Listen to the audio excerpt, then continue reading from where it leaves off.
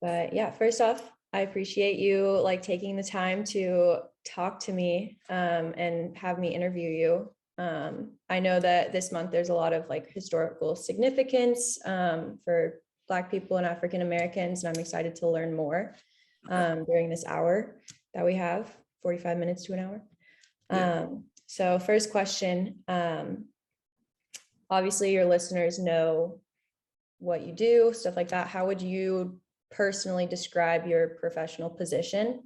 And I'd also love to hear the evolution of your position from when you first came to Napa Valley versus where you're at now. I think what most people identify me as is a personal trainer. Okay. So professionally, I think when most people see me or meet me, that's what they know me as. And I'm totally fine with that.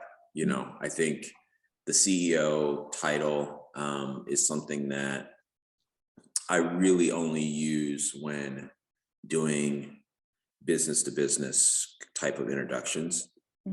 And so my skill as a personal trainer is what has given me the ability to build everything around it. So that's kind of usually what I come back to, is that I'm considered a personal trainer or somebody who understands the body and how it moves and how it works and how to connect the mind to the body through motivation, through life coaching, and through exercise.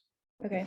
How do you think being a personal trainer has helped you when it comes to being a CEO of, you know, a fitness and wellness business? Do you think that has assisted you at all?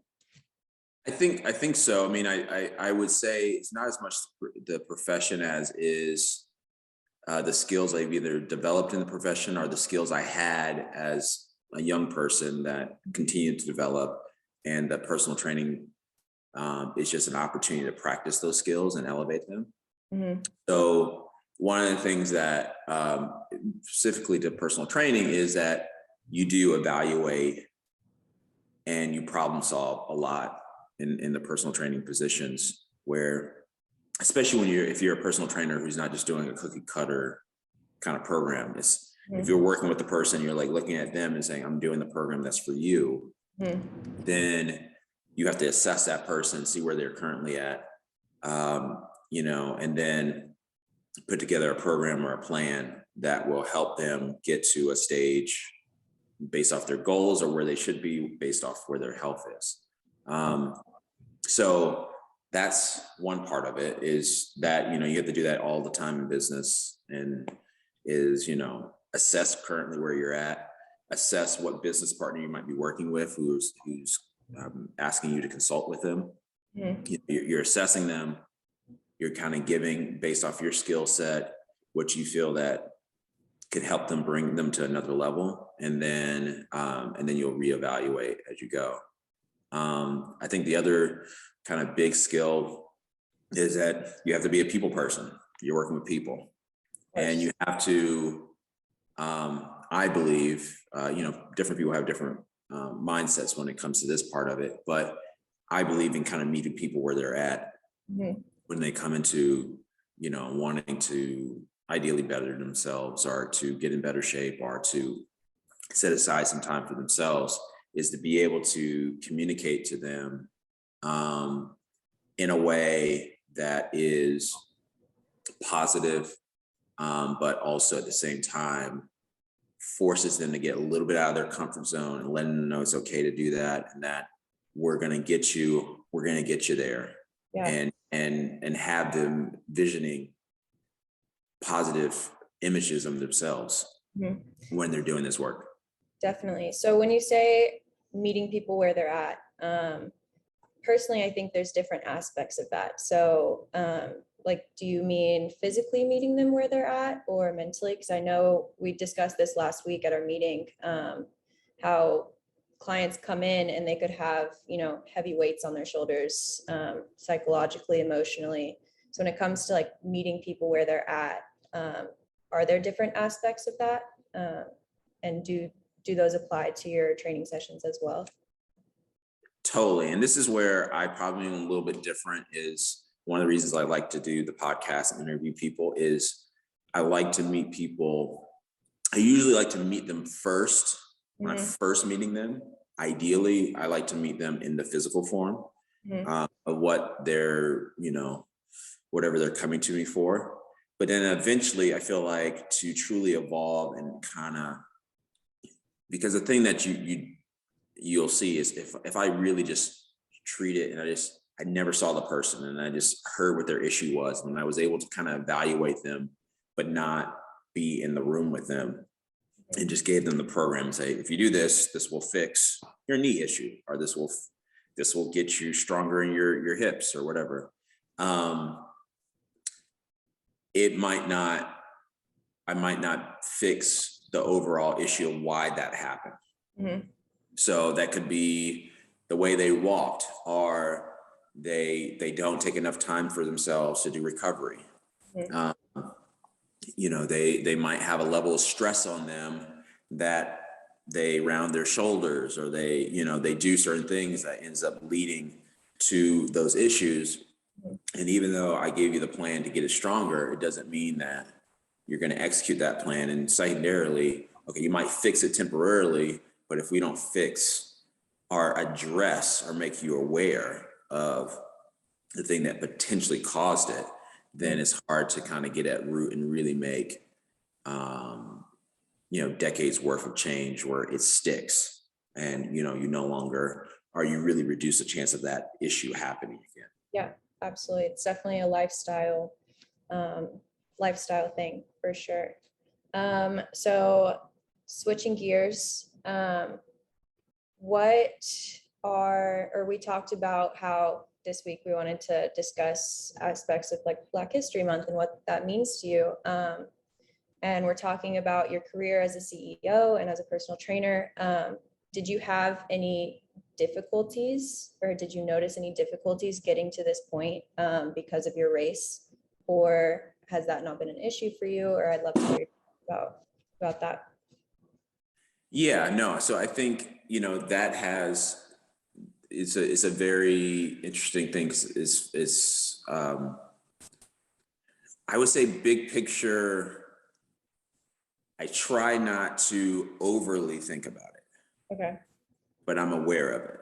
Okay. If that makes sense, because I think if you always think about what might be from the outside saying as a potential weakness, if you think about it too much, then you're going to start to believe it. Absolutely.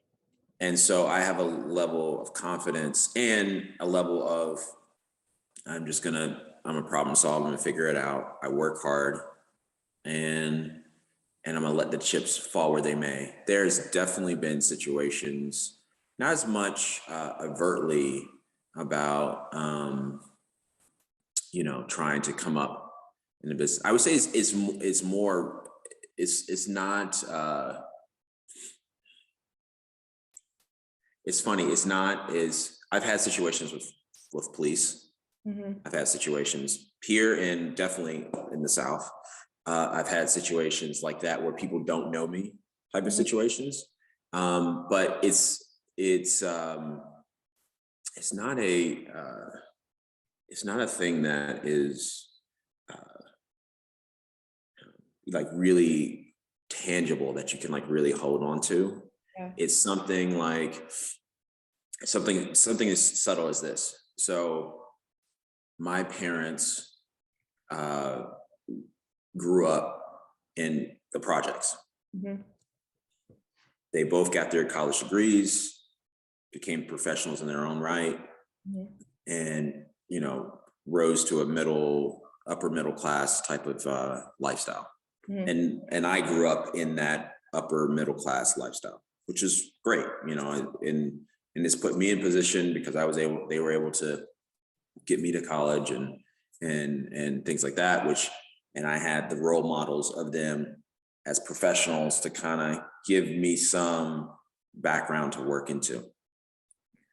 I definitely, it is sometimes when you're in situations living here, is subtle you can tell subtle advantages where some of the, it's mainly white. Most of the people are just 2 to 3 generations ahead of where I notice my overall big picture family is. Okay. So my aunts, my uncles, and things like that. And what I mean by that is that my grandmother, who worked at a school and everything, she didn't have as many advantages. She was dealing with certain things from the civil rights era and 1920s and 30s and stuff, and all the things that happened in that era, that you can just see that I'm a couple of generations behind in some of those advantages. Okay. And I don't fault people for it. It's just where it is. But one of the things that has been beneficial, and I've tried to flip it on his head, is that because I'm one of the few Black people in this area, people know, oh, that must be Donavan. Okay. And that can also be beneficial from a marketing standpoint. When people are trying to stand out from the crowd, I stand out from the crowd. That's true. That is true. So not just in skill set. I mean, I do believe my skill is what brought me there, but I do think I'm approachable because they know who I am based off that, and I'm pretty approachable and things like that. So I think that has actually been a little bit of an advantage, that I am a rare bird in the Napa Valley. Definitely. I wrote as I was writing out these questions, I wrote that, I was doing my research, and I think in Atlanta, where you're from, the population is over 50% Black or African American, and in Napa Valley, it is 0.8%. Yeah. So that's just something that I thought about, and I was like, I wonder if this has had an effect on your experience, which it looks like it has, to an extent. But you were talking about your family. Who has been your biggest personal inspiration in your family? You talked about how your parents came from the projects and kind of did the work to become educated and kind of get out of that situation and give their family a fantastic life, as what I can see. So who was your biggest inspiration growing up? So I kind of, based off, I'm going to go into that question. One thing, kind of follow up where you were saying, it's like over 50% in Atlanta. People have said this over where representation matters. And one of the things of being around Atlanta is that you see Black business owners, you see Black doctors, you see Black lawyers, you see that. And that gives you, it maybe subconsciously, it gives you a little bit of thought process of like, yeah, I can do anything because I've seen it, And so when it comes to kind of inspiration within, definitely my parents, they both gave me different aspects of myself that I take from both. There is a level-headedness, there is a kind of calm presence, or more of a approachable presence that I feel like I get from my mom. I think from the hospitality side of greeting people when they come in and stuff like that, I get that from my dad. Another thing I think I get from my dad is consistency in terms of showing up. He was very consistent, didn't take a lot of time off from work. You knew what you were going to get. You knew you were going to get an A level of consistency when it came to his work and stuff like that. So you take the ability to be in different crowds and things like that with my mom, and you take that aspect of my dad, the consistency and hardworking.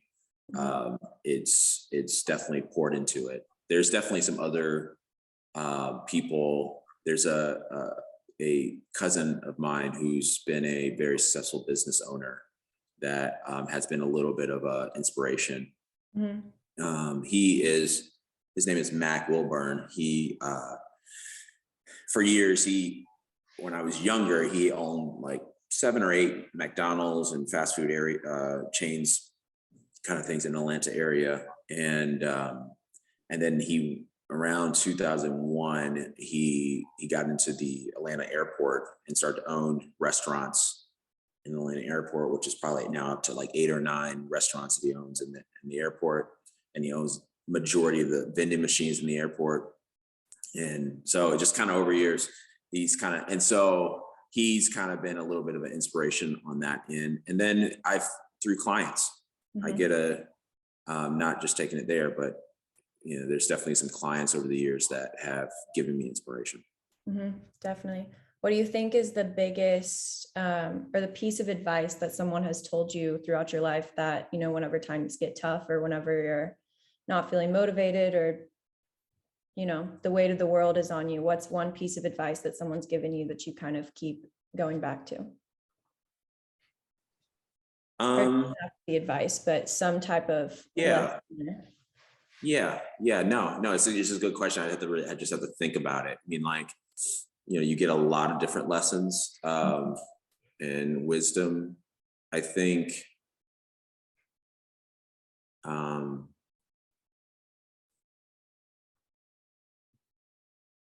that I would say that, I don't know if people have said this directly, but one thing I've kind of learned is know your boundaries. Okay. Know to what level you're not going to compromise yourself. Okay. So, like when things get hard, there is, I think an example is we have 2 spaces in Calistoga. We have our studio, we have our gym. We paid them every month through the pandemic, even though we couldn't really use the space for several of those months. And some of that is, it's the principle, I'm gonna be behind people in good times and bad. But if it was affecting the ability to feed my family, that's the barrier I'll stop at. That's the boundary. That's the boundary. So I have, you know what that is. There's certain things that,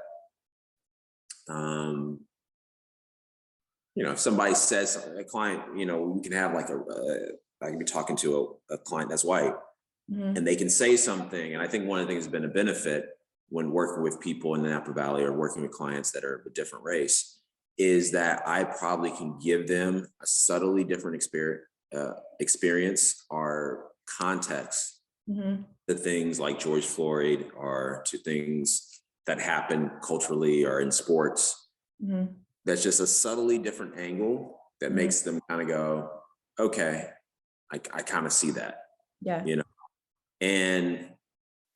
And they know that they can talk to me and I'm not going to judge them. I'm not going to, I'm going to run to, social media or say a lot of things behind your back. This is a safe conversation, but but usually people can talk about political stuff and I usually just kind of let it, even if I don't agree to it, I let it. But there are certain things where I'm like, no, they need to know this perspective and I'll step in, I'll say something. I think that's really important to hear different perspectives on really anything. But yeah, that's really great thing. Like you said, representation matters. So you're that representation in Napa Valley, which is really great. You were talking about, know your boundaries, know what you're here for. Yeah. So what motivates you as a business owner and at that Black business owner in Napa Valley? What's your motivation? The biggest motivation is to help people get to their best self. That's the biggest like overarching kind of thing is, through interactions with me or with people that work with me. I would say when I first came out here, it was interactions with me. And, you start to learn, it was like, okay, is there a way for me to do this in a bigger way? Can I affect more people in a positive way? Definitely. And so that's what DWS and Calistoga Fit. Those are the arms of that, me trying to do that. And me trying to partner with the city. We offer free classes, to us doing private training where it's up to $200 an hour type of thing. It's kind of, we have levels for people can approach, and I can help people wherever they're at financially, wherever they're at, for the most part, mentally, wherever they're at, for the most part, physically, I can provide some sense of value to their life. So that's the biggest motivation. And it is really concentrated. It was really concentrated in Valley and Napa Valley, but I kind of opened my brain to not it being so concentrated to one area. It's just concentrated to the right opportunity. If I feel like I can help in any part of the world and truly do it, I would do it, So that's something I've noticed as I'm running our social media accounts and things like that. The comments and the posts that people tag us in, it's always about like, this gym has made me feel so welcomed. The people here have made me feel like I'm a part of an actual community.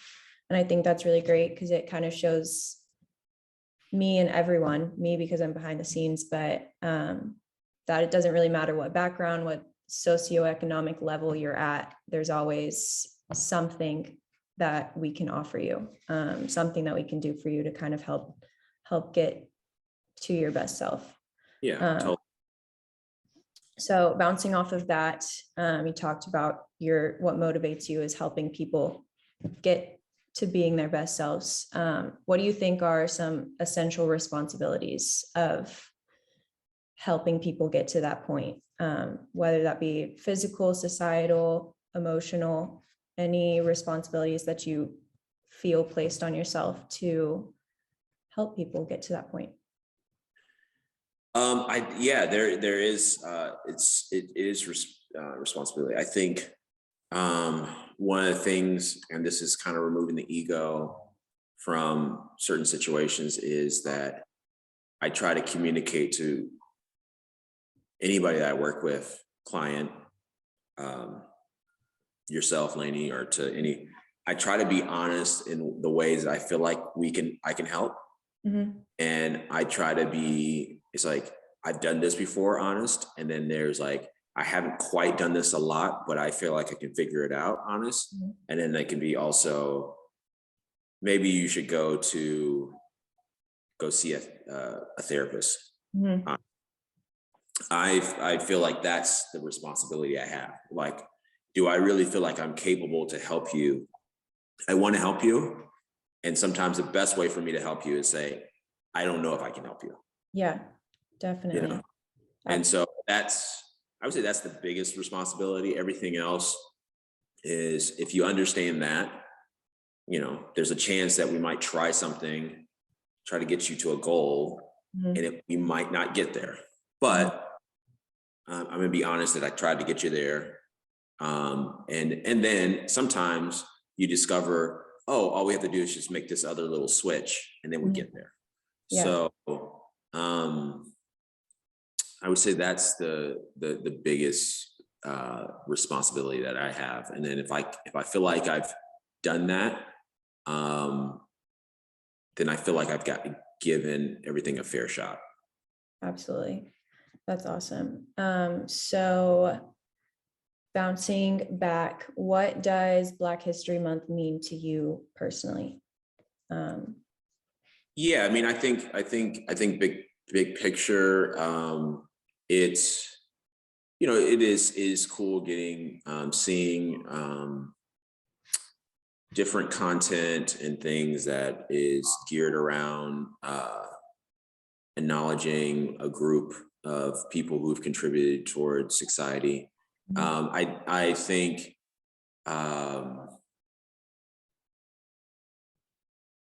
I personally don't gravitate towards Black History Month and as a big thing for me personally, because I'm thinking about aspects of that always it could be in my daily life, my weekly life. you know, a good story is a good story.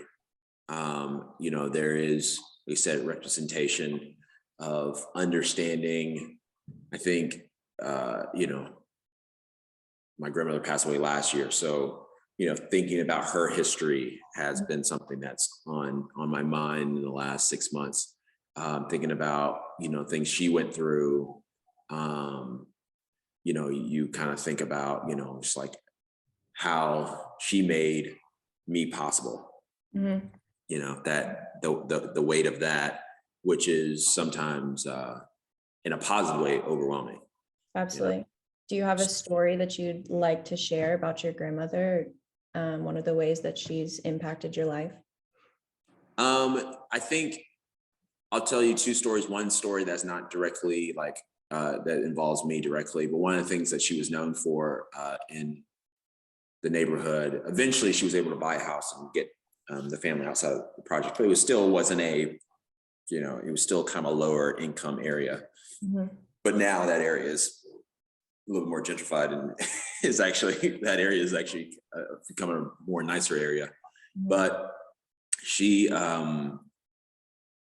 was always open to, her door is always open type of thing.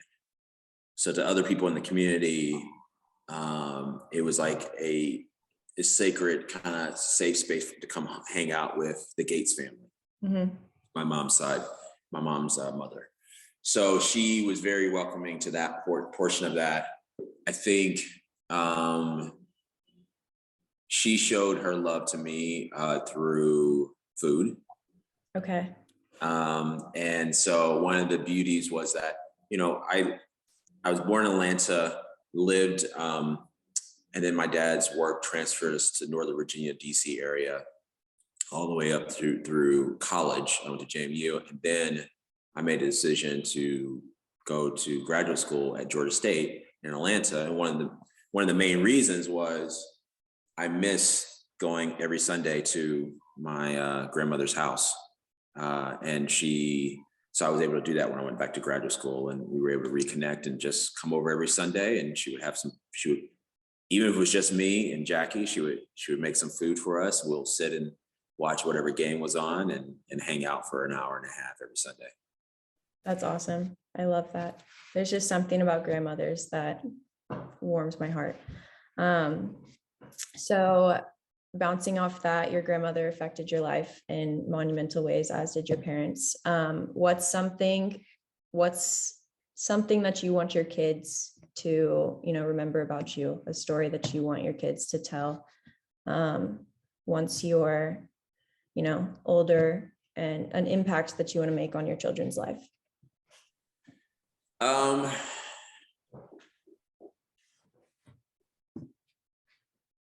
So I've done this with my daughter. I've done this with a couple of my kids, but I've done definitely with my daughter more often, where I want them to see how hard I work, and understand that me and their mom, we work very hard for what we do, and we continue to try to do our best. So I want them to see that, and I want them to embody that part of us. But I do check-ins, and I will ask, am I working too much? Mhm. And, you know, am I spending enough time with you? Because that's important too, because it can become selfish if I feel like I'm just trying to go after my goals professionally and I'm not attending to theirs. And I hope they recognize that I do those check-ins.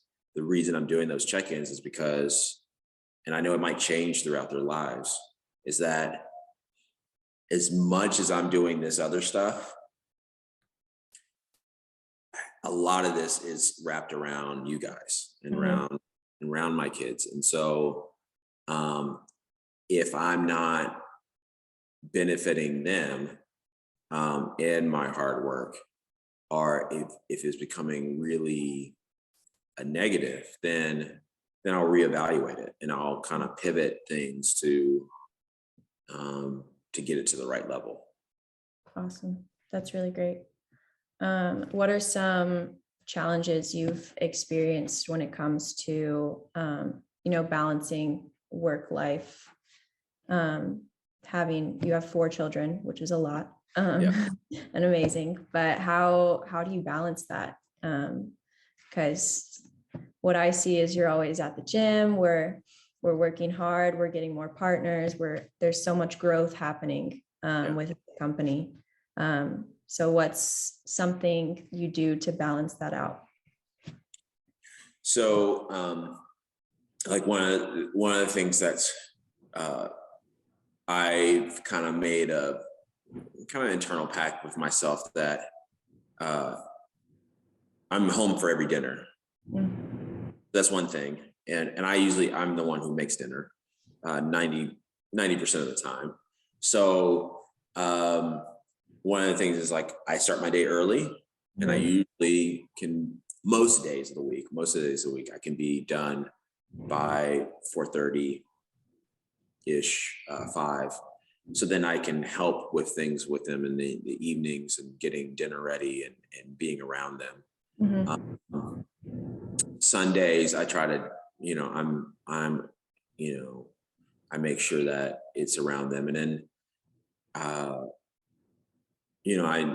I try to move things around to go to games when I can. So I think the biggest thing is having those moments with them on that. And then sometimes I'll do little things before I leave for work. I'll make pancakes before I have to get out the door by 6, And so it's those little things are worth it to me. And then it's just communication. It's like, hey, are we spending enough time? And then if it's things that's really important to them, birthdays, events that are really important, I'm going to be there. Mm-hmm. I'm going to tell my clients, hey, I'm going to shift something around and I'm going to be there. And so, yeah, What's a lesson that your children have taught you about being a business owner, or just something monumental that you've learned from your kids? I would say, so the person who probably, the child that's probably, they're all teaching me something. They're all, it's amazing how much they can teach you. And in different ways, especially in ways of how your energy affects their energy. So that's the most universal thing of like, sometimes the reason they're acting in a positive way or a negative way is because of how you're acting. And being honest with yourself of like, that's a little bit of you, in the positive way or the negative way. And when they're reacting the way they're reacting to you, or reacting with their other siblings, or how they handle certain situations. So I would say Caleb, our oldest, who's autistic, he helped frame some different things within the mindset of when your first child, and you don't know you're gonna have other kids yet, is autistic, the grandeur of what you have in your head of what your child will be shifts. And that wasn't that was probably a harder shift for Jackie than it was for me, but it is a shift. And learning that you have to be grateful for the time you get to spend with this kid who shows patience, and he loves you, and he gives you hugs, and he is a great artist, and you start to like realize like what's truly special, with a situation, with a person, when you have those moments. And I think one of the things with him is, you learn patience, you learn different ways to communicate.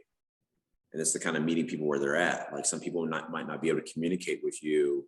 So like I've been able to work with a family that's from Korea, and they have family members who are doing sessions, and they don't speak that well of English. But I'm able to connect with them because I've learned different ways to communicate that is positive and is effective. Yeah. definitely. This is the last question about your children. Yeah. Is there something that you teach your children about the concept of race, especially living in an area of the country where it's only 0.8% Black or African American? Is there anything that you instill in your kids just so that they'll know? Yeah. No, you do. I think you do it for the appropriate age. Like, I think trying to explain that concept to Caleb, who's autistic, is a very, we haven't got around to doing that. And honestly, he probably doesn't even care, which is sometimes the great thing about, him being autistic, is that part of it. When it comes to Isabella and Elijah, who are currently 11 and 9, respectively, we do have those conversations of, understanding that some people, when they're learning certain things at school about civil rights stuff, or just different situations, that we do explain that there is, some people don't view you in the best light. But don't let that deter you from being yourself, understand that me and your mom love you very much.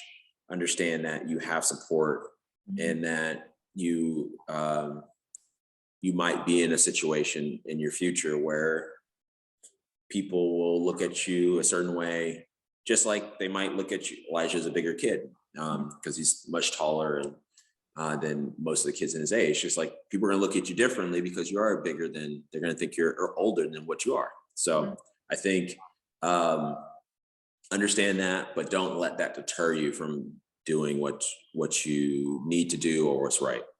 Yeah. Don't let that dull your sparkle. Yeah. Someone used to tell me. Yeah.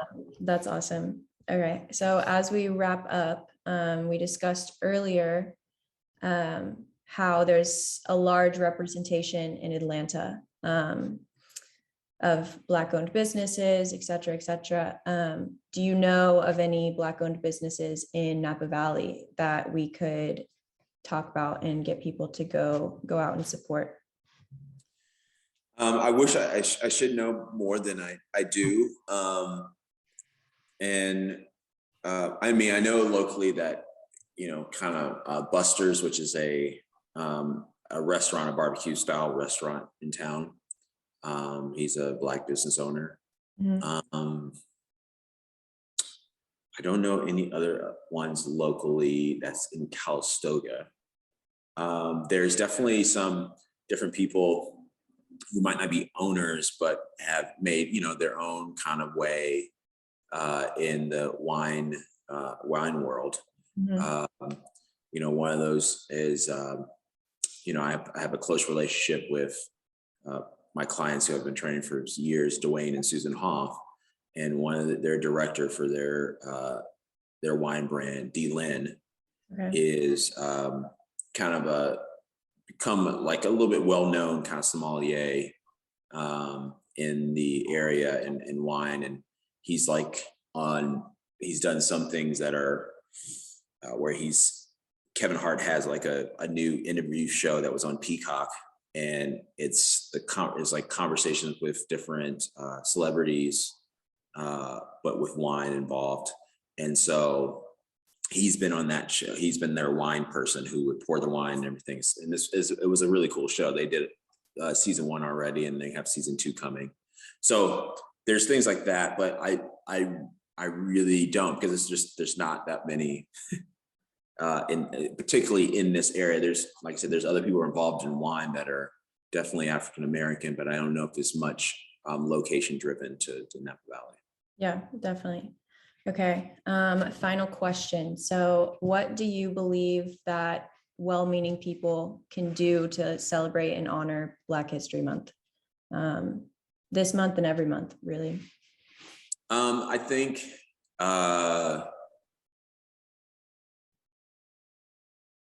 I think, yeah, I mean, I think celebrate it, you know, bring it up to kids of yours and everything, telling them the history, just like you would tell them the history of any other kind of group of people. And then I think the subtle thing is being open to, if you're in a position of experience. And what I mean by that is if you have if you're attached to a wine organization, or if you're attached to a position where you can provide an experience to a kid. I kind of believe, I believe a lot in the kid route, you know. I think them seeing different experiences, like I believe in some of the organizations that will just take, like, it could be like Boys and Girls Club, but it's different organizations that are specific locally, that they'll take kids to go to colleges when they're in middle school. You know, they'll do it here in Calistoga because there's a very large Hispanic community in the area. And so some of the kids, they're not thinking about college because their parents don't have the means to even broach the subject. And so they don't even think in that route. And some of it, they never even know about it because they never even believe it's a possibility, because they never even go to a college to even see what it looks like. You know, to like they might go to like a city junior college or see that, but you know, what is it like to be on the campus of Stanford, be on the campus of UC Berkeley, or be on the campus of Harvard, or be on the campus of University of Texas, or like some of these campuses where it was just like, wow, this is impressive. Yeah. If you've never seen it before, Yeah. how do you know to dream for it? That's so true. That puts that idea in your head, that goal, that's a seed. And grow from there. And so that's that I would say. So some of the things I've done some mentoring things, and some things where for my own extended family, through my mother's side, you know, cousins and stuff that come out, or I've talked to them about business stuff, because I become representation for them. And I'll do that, where I'll do things with the Boys and Girls Club. I've done talks and everything like that about how I got to the positions I got to, what education I needed to do it. And I think it's important, because I've had a kid who's now 23, when I first moved out here, came up to me and said, I remember when you volunteered and you did the after school program when you first moved here. You know, and I was at Solage, and I was this part-time. I was doing, just helping out like 3 to 4 hours a week before Caleb was born. I was doing that, and he's like, I remember that. And he's like, he was 9, you know. Those things really stick with the kid. Like, I could count on 2 hands the amount of, or those types of events just growing up, those coaches that invested time in you, or those adults that showed you that you matter. And like you said before, kids they're the future. They're gonna, that's where this country is going. So if you put those ideas in a kid's head, or a child's head, it can really grow into something beautiful. Yeah, totally. And I've done that, and that's kind of just to kind of wrap it all up. One of the things is that that's some of the messages. I think me being around a clientele that might be majority white is like, when they're thinking about some of these things, you know, giving them a different angle that sometimes it's come into action of them investing in an opportunity they probably wouldn't have invested in, because they know me and they've heard these different experiences. They've either volunteered time, money, or opportunity.